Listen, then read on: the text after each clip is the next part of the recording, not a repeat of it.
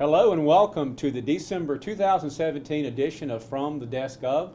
My name is Tim Moody. I'm the Public Information Officer with the Randolph County School System. And as we do each month, I'm here with our superintendent, Dr. Stephen Gainey, and we welcome the opportunity to get out before our community and share with you the great things that are going on in the Randolph County School System. As you know, we go out and venture to a different school each month. This month's interview is at Trindale Elementary School. So Dr. Gainey, I'll just let you open up by sharing a little bit about this fine school. Well, Tim, Trindale Elementary School is a great school. Principal Todd Henderson is in his third year. School always performs well. It's not a very big school, but as far as numbers compared to some of our other elementary schools, but it sits in a great community, and the community is very proud of this school. Has a great history here, and Todd has done a great job. And like I say, in his third year as principal here, and when you come here, you see the students engaged in all classrooms and teachers working very hard. You're always greeted very warmly in a very positive manner in the front office. It's just a great place. I feel like it's one of those places, just like the other 30 schools, that the students who come here get a very good experience, and a lot of that comes from the leadership of Todd Henderson as well as the rest of his staff as they take care of students in the classrooms and throughout the campus. Well, we have a Board of Education meeting coming up on this Monday evening, on December the 18th. We have a number of very special recognitions, as we do every month. One in particular that we want to talk about today is a Lighthouse School nomination for Randolph Early College High School. Can you talk a little bit about that? Well, Tim, being the nominee for the Lighthouse Award from our school system is a big deal. I've said to many people, there may be other early colleges in North Carolina or in this country doing as well as our early college, but I don't think you could find one doing better. And I hope you understand where I'm coming from. I mean, they're doing as good as anybody in my mind, or my opinion. The school just continues to get better academically. In 15-16, their composite was 92%. That's the percentage of students at or above grade level on state test. Well, in 16-17, it went to 96. For 3 consecutive years, they've had high growth. And so how is all this happening? Well, number one, there's a tremendous culture at that school. And it's a school that has a culture of student engagement. The students they initiate a lot of learning on their own. The teachers know how to make the mission of the school go, and it's not, you don't go in there and see a lot of directed instruction. There's a lot of discovery learning, and it's just a very neat place there. And all that starts with, we have a tremendous principal, April Thompson, who is in her third year as the principal of the school. We also have a great teaching staff who, whereas you may say, well, April leads the school, well, those teachers do too. They lead those classrooms, and they're just, if you go in the classrooms, you just see a special learning environment, and that's why the school keeps getting better. And so very excited, and can't wait to see whether they actually wind up being one of the winners from the Association of Supervision and Curriculum Development, which is where this award comes from. But even if they aren't, being nominated as our Lighthouse Award winner from our school system is a big deal.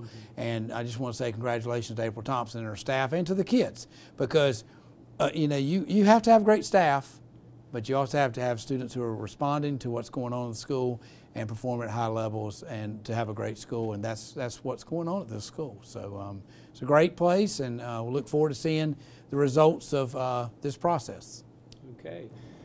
And speaking of Randolph Early College High School, I'll piggyback that and talk a little bit about a community service project they conducted back on December 5th. It was an awareness day, and the students brought awareness and raised money for causes such as Alzheimer's and domestic abuse and foster care and some other things. But it's really representative in a bigger picture of the community service projects that take place in all 31 of our schools.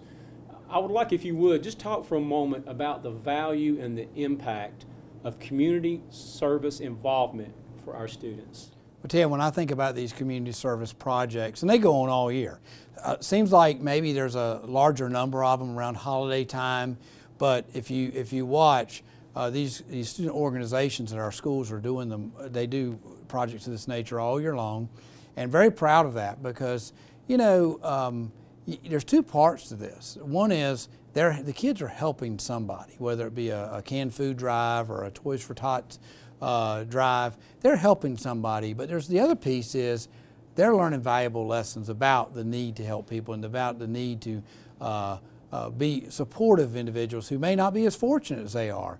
And I would just tell you, I've thought for years, our schools are changing. I mean, schools, if you talk to people, and I'm in year 25, so I can tell you, there are a lot of differences than when I started as a teacher, what a school looks like. And there's some similarities, and one of the similarities that's still here, even though it's 25 years later, or I'd say it's still here from 50 years ago, is relationships. And you have to have strong relationships among your students. And when you have those strong, positive relationships and with staff, then that's what kind of stirs these initiatives and the desire to do these initiatives. You've got staff members who are encouraging students beyond just the academics to engage in these initiatives, and the students they learn from the staff members that this is something that's good for others, and we can learn from this too. And so, when it's all over, when a child leaves high school and graduates, we want them to be, academically sound and achieve what they needed to academically. We also want to be well-rounded and understand that there's a lot more beyond just the academics to them being effective and successful members of society. And to me, these service projects help promote that idea. So I'm really proud of our kids. There's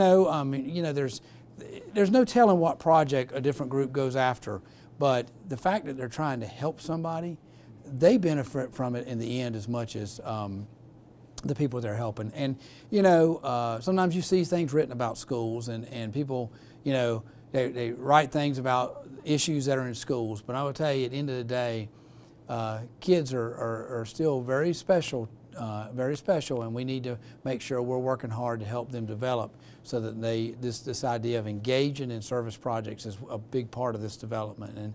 And there's a lot of great kids out there that are still very interested in helping people that may not be as fortunate as they are. Okay, so we have moved from a classroom out into a hallway here at Trindale Elementary School. And Dr. Gainey, let's talk for a moment about the school report card. Back on December 5th, the state released a report card for every school and school system in the state of North Carolina. So what would the parents and the others in the community need to know about that? So to begin with, Tim, on December the 5th, I sent a phone message home to all parents. I wanted them to know that the information had been released electronically by the state. But it was December 5th when we got access for the first time to print documents. And so that's why there's going to be a delay between December 5th and December 15th as far as us sending anything home with the children. And on that message, I did say that they will get a snapshot document for their child's school on December 15th, and so we'll be sending that home, and I also have a cover letter that I've written to the parents to put with that document. And the other thing parents need to know is that has some information about their child's school, but if they want more information, they can go to the state's website to see the information. But also on our school webpage, school system's webpage, you're going to put my cover letter, you're going to put the snapshot document for every school, all 31 schools, and the snapshot document for the school system. And on a child's school webpage at their own school, the principal will simply put the cover letter and the document that's coming home on the school itself. So, there's some very important information. It talks about a lot of things about our school performance, and so I encourage parents to look at this information. And there'll be some parts that are more interesting to parents than others, and just like us, we'll look at some parts as school system leaders, and some parts will be more interested in other parts, and some parts may be more helpful to us than other parts. But a lot of information is there that the state has compiled about our schools and our school system. Okay. So changing directions just a bit, something we've talked about on previous interviews, but we have not visited in a while, is a new middle school in the Archdale Trinity area. Exciting news for our school district. So I want to give you the opportunity to update the community on what's going on with that. Well, Tim, that's a very exciting project. We have selected an architect. We did that several months ago. Marty Trotter, his staff has been working through developing a contract with the architect. So we're hoping our next board meeting is December the 18th. We're hoping to have a contract to bring to the board that night. And so that will really get things rolling even more. But very excited about what's going on with the site. We've had that land for years, and I'm just excited to be able to answer an issue in this community, which the community we're in today, the Archdale Trinity Zone. You know, for a long time now, 6th graders gone to Braxton Craven, 7th and 8th grade have gone to Archdale Trinity Middle School. When we get this new middle school built, then Archdale Trinity Middle School will become a 6-8 school, and the new middle school will be 6-8, and we will no longer use Braxton Craven. I can't imagine what we would use it for, but it will not be used as a regular school site at that point. So very excited, and hopefully we can bring that contract in December the 18th to the board and continue with the process moving forward. Okay, and another topic that we've touched on in some previous interviews, but might be good to revisit that as well, would be Apprenticeship Randolph, an initiative, a relatively recent initiative, but we've got some news with that, and I want to give you the opportunity to talk about that. But Tim, Apprenticeship Randolph is one of the most exciting things that has come along in my career. You know, I think back to the struggle I had as a high school math teacher, finding the real world applications of the curriculum from different courses I taught, and struggling with getting through the curriculum, and also provide those opportunities. Well, Apprenticeship Randolph does that. And so what it does for students is they'll start this program while they're still in high school, and they'll be doing academic work, whether it be at their school site or at Randolph Community College, and they'll be doing work on the site of if they're an apprentice, they'll be doing work on the site of one of the local companies that has selected them. Then once they graduate from us, they will be continuing academic work at Randolph Community College as they finish their associate's degree, and then they'll also be continuing their work at the company, and it'll end with they'll have an associate's degree in manufacturing technology, and they'll also have a journeyman certificate, and they'll have a job with the company. And so that's very exciting to see how that's going to play out. And so we're not only continuing to develop children academically with this program, we're working and developing the workforce for different companies in the community. They're all local companies. So I want to say a big thank you to the companies who've engaged in the program, Bob Shackelford, whose staff is engaged with providing the academic opportunities at the community college, our school level staff for encouraging the students. And so, you know, that's kind of a big high level picture of what's going on with Apprenticeship Randolph. But what's coming now is maybe everybody didn't know that much about it. So December 15th, we have an article that will appear in the Courier Tribune that's going to give more to some of this description and maybe a little bit more detail. But we've also worked very hard on a promotional video on this program, and it's going to be released on December the 16th. And I just encourage all members of the community to check out this video and see there's some students featured, there's some leaders of companies featured, and I think this program's a win-win for the entire community. And just again, I want to say thank you to all the groups who've engaged in it, because it has many different advantages, whether it be to the companies or to the children. And obviously as the educators, we get to watch them grow academically and at the work site, and then have successful futures moving forward. So very excited about that. Well, as we conduct this interview, today is December 13th. 1 week from today will be our final day before the holiday break. Of course, our students will dismiss a couple of hours early that day. So with just a few days left before break, what are some thoughts that you want to share with our community, whether it's for our students or for our staff, just as we prepare for an extended break? Well, as we come to a break, Tim, very excited about what's happened so far this year. I mentioned earlier I've been here 5 years, and every one of the years has been different. It's been different in a very positive way, and I believe we're getting better as a school system. A lot of indicators show that we are, but I just would like to say thank you to the community and to the parents and staff members, because this is a whole team event here. It's not, the school staff can't do it by themselves. And so I want to say thank you to the parents, staff members at schools, staff members at central office.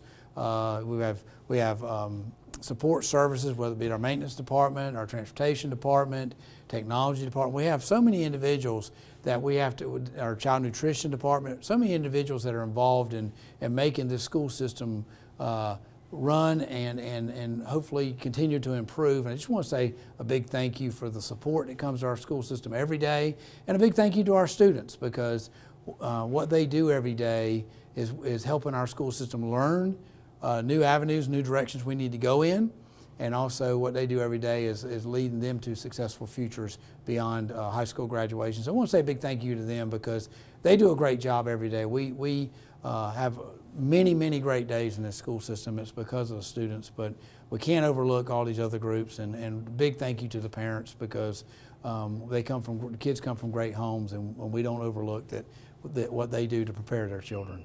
So there's a topic that we've talked about a few times during our interviews. In fact, we've made a video devoted just to this one topic.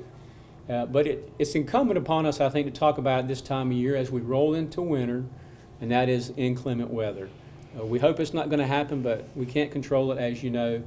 So just as a refresher for our community, what are some things that they need to know regarding the decisions that we make when bad weather hits? Well, first of all, safety of the students, the staff, and the parents. We have to remember that there are a lot of parents that drive students to school, and we want to make sure we're maintaining safe conditions or keeping them in a safe situation if the weather develops. So that's always our priority, is safety of those three groups.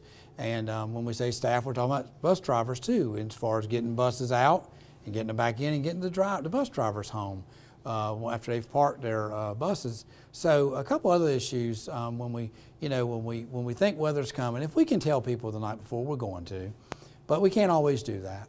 So if we get up in the morning and there's some question about the weather, we're out and about 3 o'clock in the morning. Marty Trotter, assistant superintendent, myself, and transportation staff, and then we have to make a decision by about 5 o'clock if we're going to delay or close. Because the reason why is because buses start rolling about 5:15, so we'll have to make a decision. So if we don't make a call, then nothing's changing. We're having school as normal on the day that people may wonder what's going on with the weather.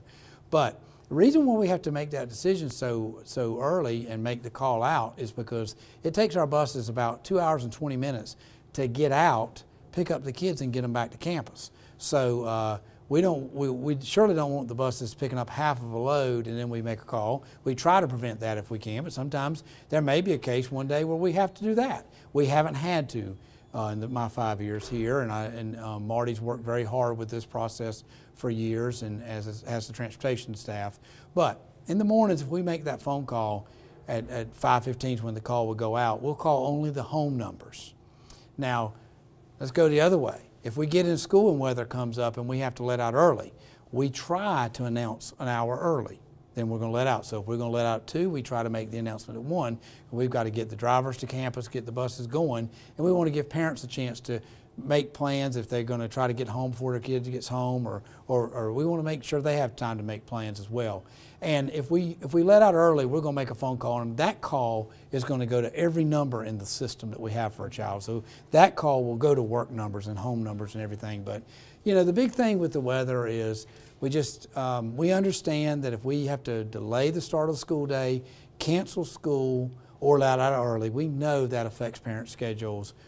And we will only do that when we have to, but the number one priority at all times will be safety for our students, our staff members, and the parents, because we cannot overlook that we have a lot of parents that drive their children to school. And also when you talk about staff, a lot of people all of a sudden think about, you know, clearing the campus of staff. Well, there's a group that is very near and dear to me that we have to make sure we're giving enough time to get them home too, and that's the bus drivers, because they're the ones that have they take the buses full of kids out, and it's some nervous times, we understand that, but we need to give enough time so they can get back, park their bus, and get home safely too. Well, with the winter season upon us, there's a good possibility that inclement weather will impact our school schedule. So thank you for that update, for that refresher. And thank you for doing this interview. Thank you to Principal Todd Henderson and to the fine staff here at Trindale Elementary School for allowing us to be here. Again, we thank Randolph Communications for this monthly interview. And we thank you, the community, for allowing us to join with you and partner with you and bring you the good news from our school system each month. Have a great holiday, and we will see you in 2018.